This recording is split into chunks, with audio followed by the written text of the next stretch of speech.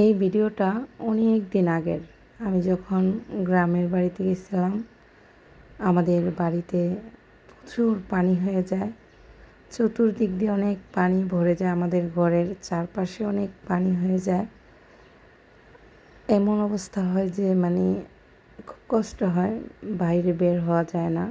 এই তো দেখতে পারতেছেন, রাস্তাঘাট সব ডুবে যায়, কোমর পর্যন্ত পানি হয় রাস্তায়। আর এখানে তো কবজি ডুবে যায়, অনেক অনেক জায়গা আছে হাঁটু পর্যন্ত উঠে যায় পানি। আর এই তো দেখেন পুষ্কুনির অবস্থা, পুষ্কুনি একেবারে পানিতে ভরপুর, সব ডুবে গেছে। আমি যখন এই ভিডিওগুলো করি তখন আমার আব্বা বেঁচে ছিল। আমার আব্বা, আমি কয়েকটা ভিডিও শ্যুট করার সময় আমার আব্বা আমার সাথে ছিল। আমি একটু একটু করে ভিডিও নিতেছিলাম। কী করবো, সারাদিন ঘরে বসেছিলাম। এতটাই শরীর খারাপ ছিল যে আমি কোথাও বাড়ি থেকে সরে যাওয়ার কথা আমার একবারও মাথায় আসে না যে আমি চলে যাই। অনেকেই চলে যাচ্ছিল, এ দেখেন আরও পানি হয়ে গেছে।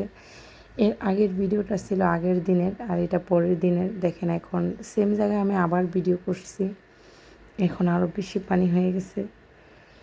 তখন একবারও মনে হয় না যে এই বন্যা, এই পানি, এই এত কিছু যে আমার আব্বারে নিয়ে যাইব, তখন একবারও মনে হয় নাই।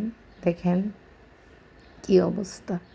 কালকে আমাদের হাঁসের ঘরটা একটু ভাসা ছিল, আজকে আরও ডুবে গেছে।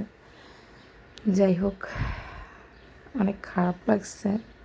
শেষে আমি যখন চলে আসবো শহরে, সিদ্ধান্ত নিলাম। আমার হাজব্যান্ড আমাকে আনতে বাড়িতে যায়। যেদিন যায় তার মঙ্গলবারে যায় বিকেলবেলা আসরের টাইমে, আর বুধবারে সকালবেলায় আমার আব্বা অসুস্থ হয় 11টার দিকে, আর দুপুরের আগে আমার আব্বা ইন্তেকাল করেন। এই তো, এটা হচ্ছে আমার বাবির ঘরের সামনে। এটা একটু সামনে, আমি অনেক কষ্ট করে আসছি। আমি পানিতে হাঁটতে পারিনি, কারণ তখন আমি অনেক অসুস্থ ছিলাম। এখানে আমার আব্বার বয়স শোনা যায়। এই যে ঘরগুলা দেখতেছেন, এই যে ঘরটা, এটা আমার ফুফাতো ভাইয়ের ঘর। তো এই ঘরে আমার ভাই ভাবি ওরা ভাইয়ের ছেলে বিদেশে থাকে, ভাই ঢাকা থাকে। তো ভাবিও চলে যাবে ঢাকায়। তো আমার আব্বা ঘরে আর কি ফ্রিজ ট্রিজ কী আছে ওইগুলো সব উপরে তুলে দিতেছে। আর তখন ওনারা অনেক কথা বলা করতেছিল। আমি রিয়েল ভয়েসটা দিতে পারতেছি না, কারণ একটু বাচ্চারা হাউমাউ করে, তো একটু চেলাচেলি শোনা যাবে এই জন্য। যাই হোক, এত পানি দেখেও তখন খুব ভয় পাইছি, অনেক আতঙ্কে ছিলাম।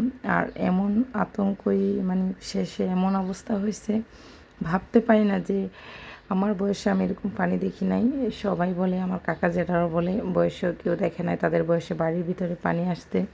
আর এমন পানি আসছে একেবারে আমার বাবারই নিয়ে গেছে। খুব খারাপ লাগছে আমার।